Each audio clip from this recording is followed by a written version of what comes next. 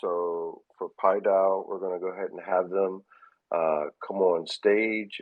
They're a protocol that seeks to provide ways to grow generational wealth and escape the 9 to 5 rat race. They recognize that no one can be truly free unless they're first financially free. And they're lucky to be around at a time when a radical new financial technology offers a real chance at sovereign wealth.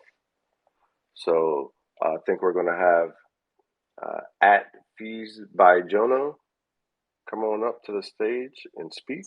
So, Added them up, and all right. whenever you're ready to go ahead and give us your pitch. Welcome. Hey fellas, hi. It's nice to be here. So, just to give you the quick rundown, the PieDAO kind of mission, the reason that we came into existence, is we want to provide what we call ambitious wealth seekers with ways to generate real wealth over time.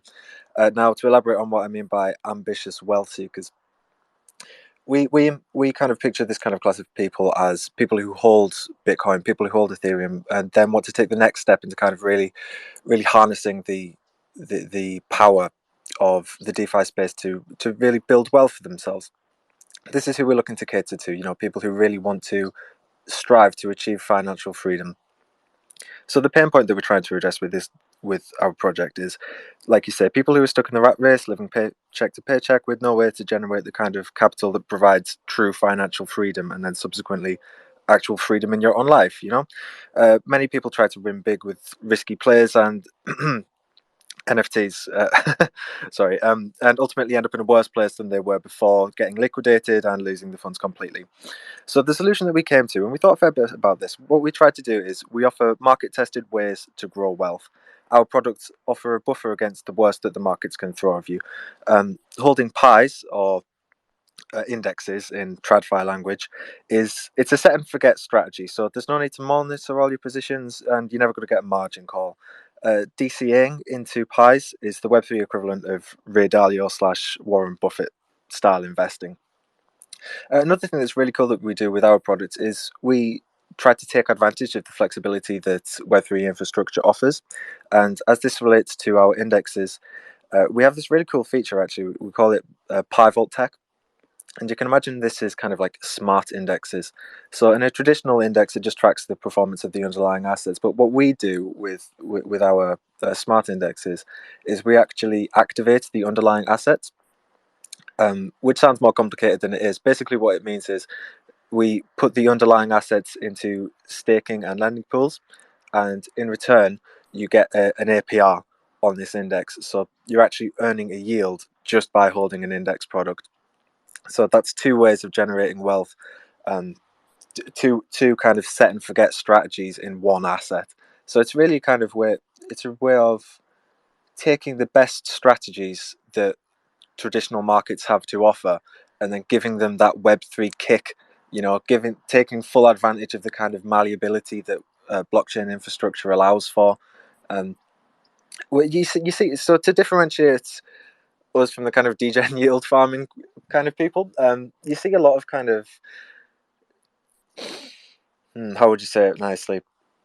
The the kind of flexibility that's offered with Web3 infrastructure can be used really well, and it can be used really badly. The kind of really badly way is kind of using this infrastructure to like bets and make all these kind of unstable tokenomics and stuff like that.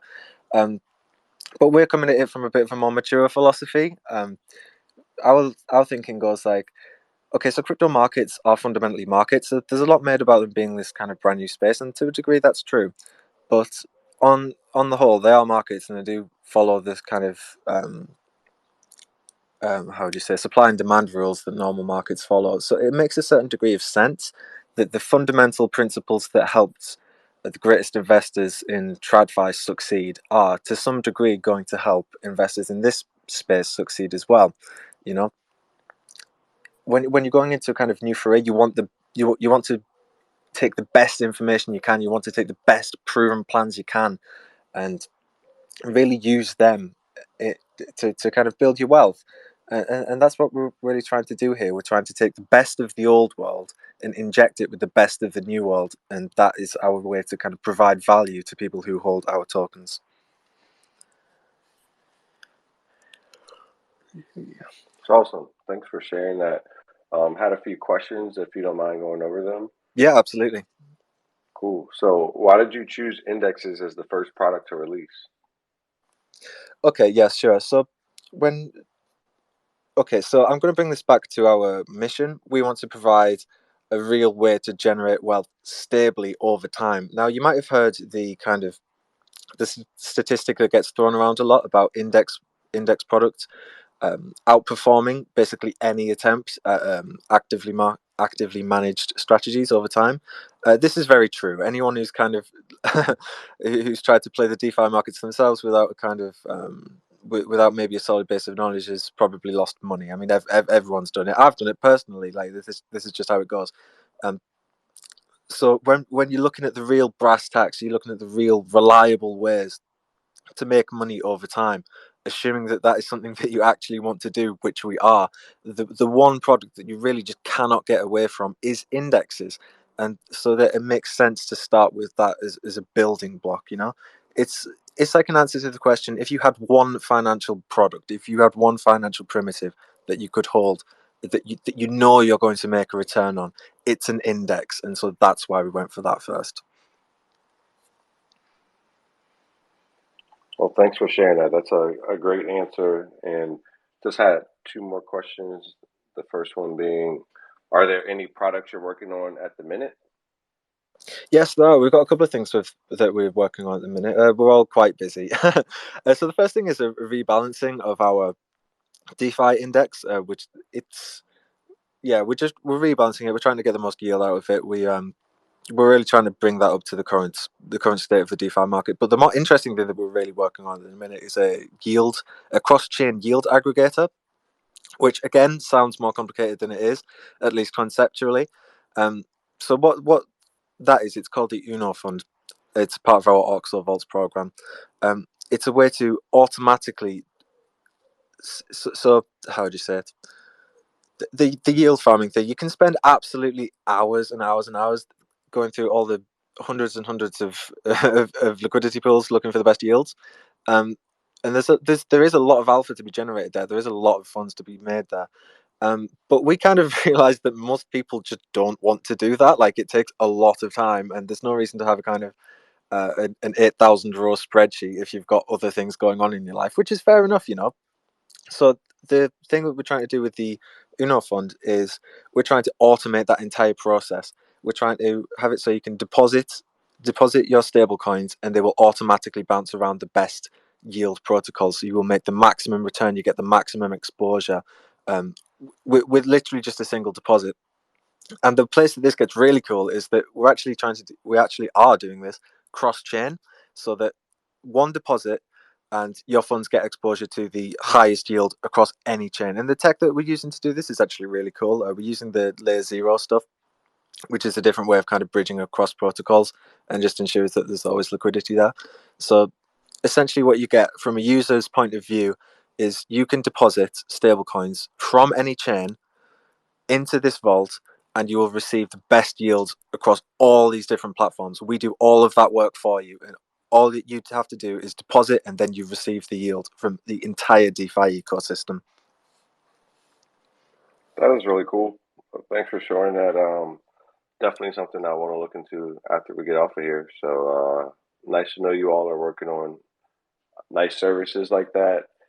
The last question that I had was, where do you see PieDAO in 10 years? In 10 years, we want to be the equivalent of a Web3 Vanguard or something like this. We want our name to be symbolic of a steadfast way to grow real wealth. We want to have people tell their stories about how did you kind of escape the rat race, how did you transition from Web 2 to Web 3, and we want to have PieDAO play an integral part of that. We want to You can look at it almost like a public goods thing, although that's kind of pushing it a bit far. What we're trying to do is we're trying to allow people to live their lives, essentially. That's what we believe in. That's what the kind of whole digital nomad thing is about. We want people to be free of the kind of the constraints of typical TradFi work and just traditional work in general.